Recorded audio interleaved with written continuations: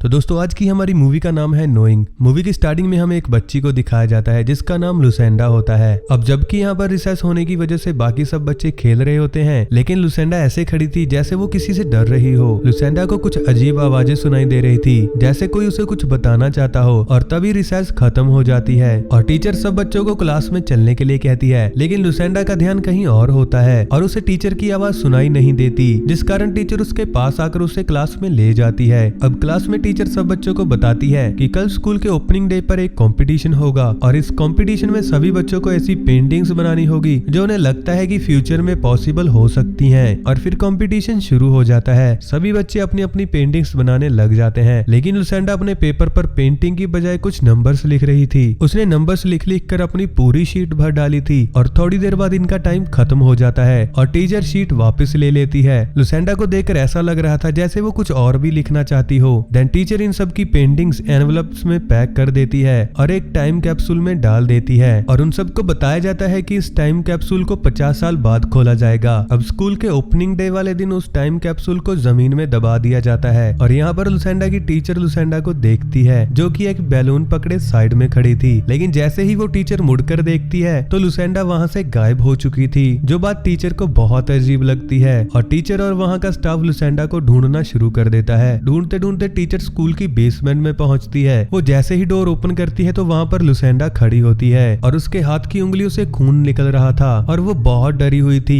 और उसने डोर पर अपनी फिंगर से कुछ नंबर भी लिखे थे। शायद ये वही नंबर थे जो लुसेंडा अपनी शीट पर लिखना चाहती थी। लुसेंडा को यहाँ पर भी वही आवाजें सुनाई देती हैं और वो टीचर को कहती है कि प्लीज इन आवाजों को बंद करो। देन मूवी का सीन चेंज होता है और हमें 50 साल बाद एक जॉन नाम के साइंटिस्ट को दिखाया जाता है और उसका एक कैलिब नाम का बेटा भी होता है। जॉन की वाइफ अब इस दुनिया में नहीं है। उसका बेटा कैलिब भी अपनी माँ को बहुत मिस करता है। नेक्स्ट डे स्कूल की 5th एनिवर्सरी होती है और आज स्कूल वालों ने जमीन के नीचे दबाया वो टाइम कैप्सूल बाहर निकालना था और इस मौके पर स्कूल की प्रिंसिपल मिस टाइलर को बुलाती है जो कि लुसेंडा की टीचर थी। 50 साल गुजर जाने की वजह से वो बूढ़ी हो चुकी थी और अब ये वहाँ से टाइम कैप्सूल बाहर निकाल लेते हैं और मिस टाइलर सभी बच्चों को एनवेलप बांट देती है जो 50 साल पहले इसमें रखे गए थे। इसमें से एक एनवेलप कैलिब को भी मिलता है, लेकिन कैलिब को जो एनवेलप मिला था उस पर सिर्फ नंबर होते हैं, जबकि बाकी बच्चों के एनवेलप में पेंटिंग होती है। कैलिब के पास लुसेंडा की सीट थी और इस सीट को देखते ही कैलिब को भी लुसेंडा की तरह आवाजें सुनाई देने लगती हैं और उसे सामने एक आदमी भी दिखाई देता है, लेकिन जैसे ही वो दोबारा उस आदमी को देखता है तो वो वहाँ पर नहीं था। घर आकर कैलिब और जॉन बात कर रहे थे कि तभी जॉन की नजर कैलिब के बैग में रखे लुसेंडा के लेटर पर जाती है।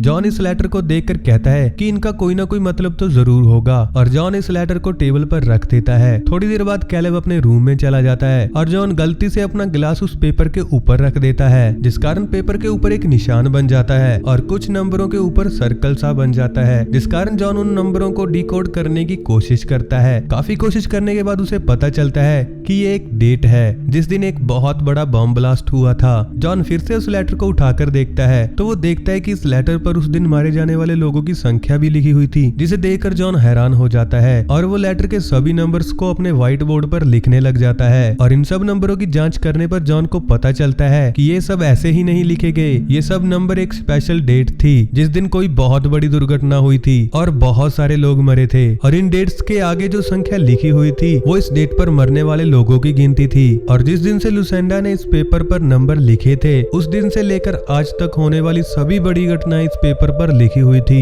जॉन व्हाइट बोर्ड पर डेट के ऊपर रेड कलर का सर्कल लगा देता है और उस दिन होने वाली मौतों की संख्या पर ब्लू कलर का सर्कल लगा देता है, लेकिन इनके बावजूद भी कुछ नंबर्स बाकी बच रहे थे जिन्हें जॉन डिकोड नहीं कर पा रहा था, जिस कारण जॉन अपने एक दोस्त के पास जाता है और उसे इस पेपर के बारे में सब कुछ बताता है और उसे बताता है कि इस पेपर पर जितने भी नंबर लिखे हुए हैं वो सब धरती पर होने वाली बड़ी दुर्घटनाओं की तारीख है और इसके आगे के नंबर उस दिन मरने वाले लोगों की संख्या है और ये नंबर बिल्कुल सही क्रम में है जैसे कि धरती पर ये सब घटनाएं हुई हैं। और जॉन उसे ये भी बताता है कि इसमें कल की तारीख भी लिखी हुई है जिसके अकॉर्डिंग कल 81 लोग मरने वाले हैं, लेकिन जॉन का दोस्त इस बात पर यकीन नहीं करता। वो जॉन को कहता है कि कोई तुम्हारे साथ मजाक कर रहा है, लेकिन जॉन इस लेटर के बारे में जानने के लिए लुसेंडा की टीचर मिस टाइलर के घर जाता है और मिस टाइलर इस लेटर को देखकर जॉन को बता देती है कि हाँ ये लेटर लुसेंडा ने 50 साल पहले ही लिखा था। और वो जॉन को ये भी बताती है कि उस दिन लुसेंडा कुछ अजीब हरकतें भी कर रही थी। वो जॉन को उस दिन के बारे में भी बताती है जिस दिन लुसेंडा गायब हो गई थी और फिर बेसमेंट से मिली थी वो जॉन को बताती है कि लुसेंडा दरवाजे के पीछे कुछ नंबर लिख रही थी। जॉन लुसेंडा से मिलना चाहता था, लेकिन टीचर जॉन को बताती है कि लुसेंडा तो कुछ साल पहले ही मर चुकी है। और फिर जॉन घर आ जाता है। जॉन किसी से फोन पे बात कर रहा था और कैलिब घर के बाहर खेल रहा था कि तभी वहाँ पर एक कार आकर रुकती है, जिसमें से एक अनजान आदमी बिना कुछ बोले कैलिब को एक काला पत्थर देता है। अब जैसे ही जॉन घर से बाहर आता है तो वो आदमी यहाँ से जा चुका था।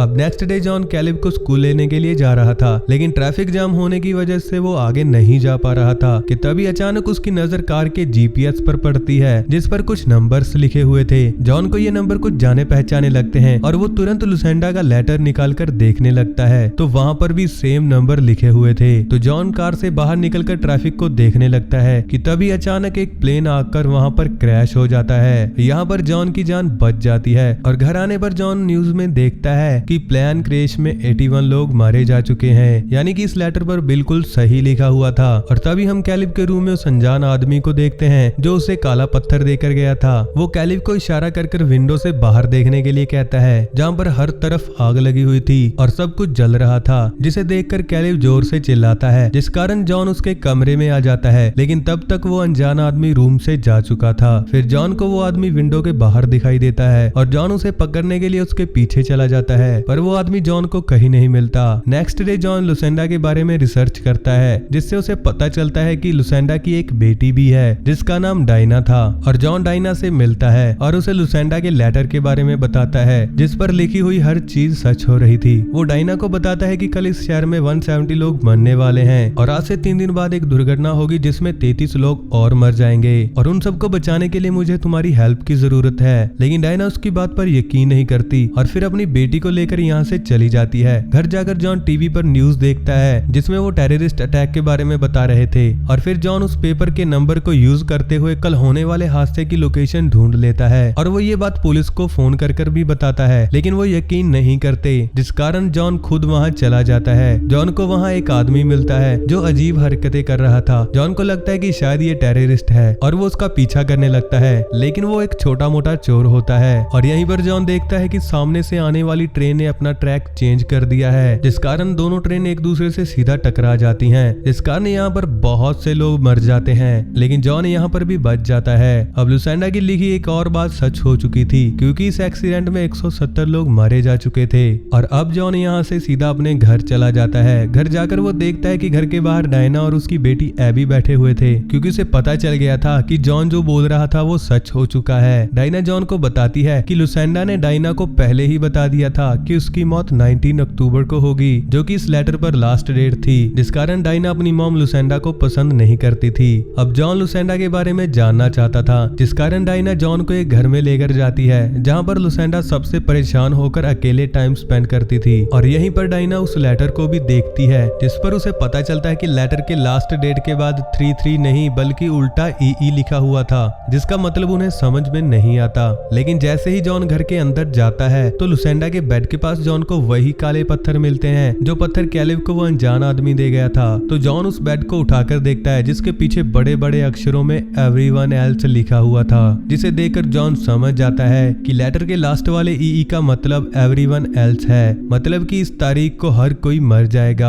और जॉन को वहाँ पर एक स्केच भी मिलता है, जिसे वो अपने साथ उठा लेता है। और दूसरी तरफ कार में कैलिब और एबी बैठे हुए थे और तभी वहाँ पर वो अनजान आदमी आ जाते हैं, जो पहले भी कैलिब को दिखते थे और वो इन दोनों से कह रहे थे कि हमारे पास आ जाओ। और इनकी आवाज बिल्कुल वैसी ही आवाज थी जैसी लुसेंडा को सुनाई देती थी। अब यहाँ पर ये आवाजें कैलिब के साथ साथ एबी को भी सुनाई दे रही थी, जिस कारण वो कार को खोल देती है, लेकिन कैलिब तुरंत कार का हॉर्न दबा देता है, जिस कारण जॉन दौड़कर बाहर आ जाता है और वो सब अनजान आदमी वहाँ से चले जाते हैं। लेकिन उनमें से एक आदमी को जॉन देख लेता है और उसका पीछा करने लगता है। जॉन उस आदमी पर गन पॉइंट कर उससे पूछता है कि तुम्हें मेरे बेटे से क्या चाहिए। तो वो आदमी चुपचाप उल्टा मुड़ता है और अपना मुंह खोल देता है, जिसमें से बहुत तेज रोशनी निकलती है, जिस कारण जॉन को कुछ दिखाई नहीं देता। और जैसे ही वो रोशनी बंद होती है तो वो आदमी वहाँ से गायब हो चुका था, जिसके बाद ये सब लोग जॉन के घर वापस चले जाते हैं। नेक्स्ट मॉर्निंग डायना की बेटी यानी कि एबी जॉन के साथ लाए हुए उस स्केच पर कलर कर रही होती है, जो जॉन अपने साथ लुसेंडा के घर से उठा लाया था। और वो जॉन को स्केच दिखाते हुए बताती है कि ये सूरज है, जिसे देखकर जॉन समझ जाता है कि अगले होने वाली दुर्घटना सूरज की तरफ से होगी। जिसके तुरंत बाद जॉन अपने ऑफिस में चला जाता है और वहाँ जाकर जॉन सोलर रेडिएशन चेक करता है जिसकी रीडिंग बहुत हाई होती है, जिससे उन्हें पता चलता है कि सूरज में एक ब्लास्ट होने वाला है जिस कारण धरती की ओजोन लेयर तबाह हो जाएगी और धरती पर रहने वाले सभी जीव मर जाएंगे। फिर जॉन यहाँ से घर चला जाता है। घर जाकर वो अपने बेटे को देखता है जो बिल्कुल लुसेंडा की तरह ही एक पेपर पर नंबर लिख रहा था। जॉन उससे पेपर छीन लेता है, लेकिन फिर भी कैलेब अपने पेन से टेबल पर नंबर लिखता रहता है। जॉन उसके हाथ पकड़ लेता है तो फिर कैलेब रुक जाता है और ये सब कुछ देखकर जॉन को याद आता है कि सेम ऐसे ही लुसेंडा भी कर रही थी और उसने कुछ नंबर स्कूल की बेसमेंट के डोर पर भी लिखे थे। और जॉन तुरंत स्कूल जाकर उस डोर को उखाड़ कर ले आता है और उस डोर पर वो नंबर देखने की कोशिश करता है जो लुसेंडा ने लिखे थे और फाइनली उसे वो नंबर मिल जाते हैं और जीपीएस पर वो नंबर डालने पर उसे एक लोकेशन मिलती है जहाँ जाकर वो सब बच सकते थे। लेकिन तब तक डायना बच्चों को लेकर यहाँ से जा चुकी थी। डायना के अकॉर्डिंग वो किसी गुफा में छुपकर बच सकते थे और तभी डायना एक गैस स्टेशन पर रुकती है। यहाँ पर न्यूज में दिखाया जा रहा था कि धरती पर एक बहुत बड़ी प्रॉब्लम आने वाली है और वो बताते हैं कि सब लोग अपने साथ अपना खाना पानी रखकर घरों की बेसमेंट में छुप जाएं। और तभी कैलेब कार से उतरकर जॉन को फोन लगा लेता है और उसे डायना देख लेती है। डायना कैलेब को गाड़ी में बैठने के लिए कहती है और खुद जॉन से बात करने लग जाती है। वो जॉन को कहती है कि वो बच्चों को लेकर गुफा में जा रही है जिससे हमारी जान बच सकती है, लेकिन जॉन उसे बताता है कि ये रेडिएशन धरती के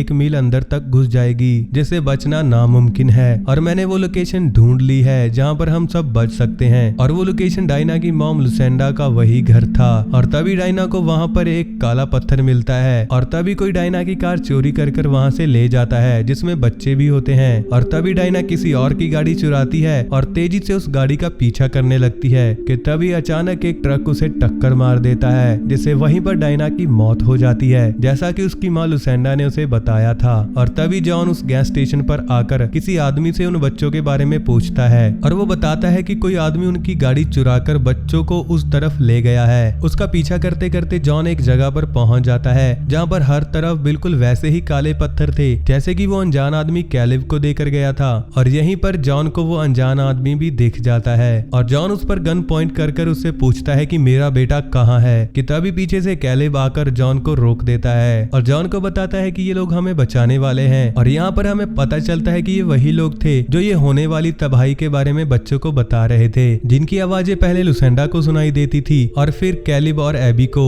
और तभी यहाँ पर आसमान से एक स्पेसशिप नीचे उतरता है और वो अनजान लोग बच्चों को चलने के लिए कहते हैं। कैलेब जॉन का हाथ पकड़कर चलने लगता है, लेकिन वो लोग जॉन को साथ ले जाने से मना करते हैं, जिस कारण कैलेब को बहुत बुरा लगता है और वो रोने लगता है। लेकिन जॉन कैलेब को गले लगाता है और उसे जाने के लिए कहता है। और अब वो अनजान आदमी एक चमकती हुई बॉडी में बदल जाते हैं जो बच्चों को लेकर स्पेसशिप में चले जाते हैं और स्पेसशिप हवा में उड़ जाता है। और तभी वहाँ पर जॉन को और भी बहुत सारे स्पेसशिप दिखाई देते हैं। सुबह होते ही जॉन अपने आप को वहीं काले पत्थरों पर पड़ा पाता है और आसमान की तरफ देखने पर उसे पता चलता है कि तबाही शुरू हो चुकी है। जॉन वहाँ से सीधा अपने मॉम डैड के घर चला जाता है। जॉन के मॉम डैड जॉन से कैलेब के बारे में पूछते हैं तो जॉन बताता है कि कैलेब बिल्कुल सेफ है। और फिर जॉन की पूरी फैमिली एक दूसरे को गले लगाती है और हम देखते हैं कि सूरज की रेडिएशन ने पूरी दुनिया को जलाना शुरू कर दिया है और धीरे धीरे पूरी दुनिया तबाह हो जाती है। देन मूवी के लास्ट में हमें दिखाया जाता है कि वो स्पेसशिप बच्चों को एक बहुत खूबसूरत से प्लेनेट पर छोड़ जाता है और तभी हमें यहाँ पर और भी स्पेसशिप वापस मुड़ते हुए दिखाई देते हैं। यानी कि जैसे यहाँ पर कैलेब और एबी आए हैं वैसे ही यहाँ पर और बच्चे भी आए हैं और यहीं पर मूवी